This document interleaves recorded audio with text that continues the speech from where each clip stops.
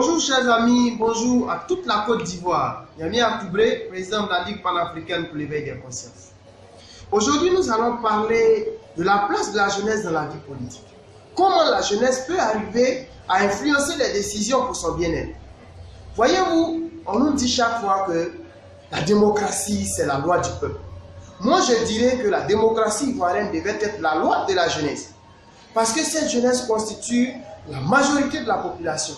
Plus de 70% de la population ivoirienne a moins de 30 ans.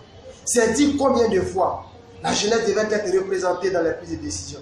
Combien de fois les problèmes de la jeunesse devaient être pris en compte dans les politiques. Combien de fois cette jeunesse même devait avoir son mot à dire quant à la vie politique de la Côte d'Ivoire. Malheureusement, elle est marginalisée. Elle est abandonnée. Elle est laissée pour compte. Et nous-mêmes, jeunes, on arrive souvent à concevoir, sinon à accepter le fait que les prises de décision appartiennent à ceux qui ont la calvitie, donc ceux qui répondent aux normes calviciennes de la réflexion. Et les autres, là, nous les jeunes, là, notre rôle, c'est d'exécuter les desiderata de ces derniers. Nous disons non, la jeunesse a mieux à faire que ça.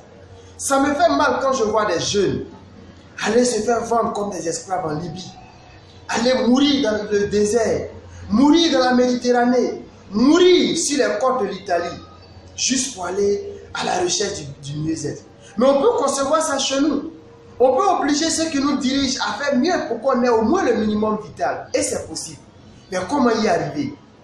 On peut y arriver si la jeunesse s'assume pleinement, reprend toute sa place qui lui revient dans la vie politique. Si la jeunesse se montre plus responsable, si la jeunesse refuse le clientélisme politique, le suivisme aveugle, l'ethnicisme, si cette jeunesse décide devant l'histoire de s'assumer pleinement, sans arrogance, mais avec objectivité. Moi, mon message, ce que je pense, c'est qu'on peut arriver à cette situation que si elle s'engage réellement dans la politique. Il faut que cette jeunesse s'inscrive, il faut qu'elle participe aux élections. Il faut que les dirigeants sentent que la masse commence à s'intéresser à la chose politique. La masse commence à être regardante sur la chose politique. Quand c'est comme ça, ils vont faire très attention. Même s'ils organisent des élections, voyez-vous, et qu'il y a 15 millions de personnes qui sortent pour aller voter, à un moment, ils vont se dire, mais attention, ce n'est pas 4 millions de personnes, on ne peut pas canaliser 15 millions facilement. Si on ne travaille pas bien et que cette population se fâche, on va échouer, on va perdre le pouvoir. Et même on risque même de se faire renverser par une révolte populaire parce que la population c'est une force. Les riches ont des millions, mais les pauvres sont des millions. Et donc nous, en tant que pauvres, en tant que population, on peut quantifier nos forces. On peut se mettre ensemble et on va représenter une puissance face à ces autorités, face à ces dirigeants.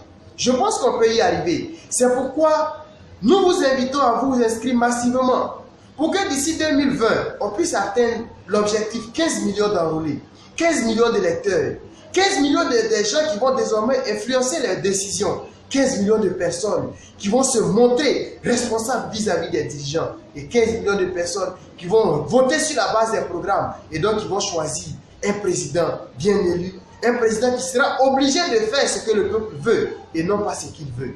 C'est notre message. Nous vous invitons le 16 juin 2018 à l'école Sacré-Cœur pour une rencontre d'échange autour des enrôlements. Nous pensons qu'on peut redonner à la population toute sa place en participant aux élections. Merci, à mardi prochain.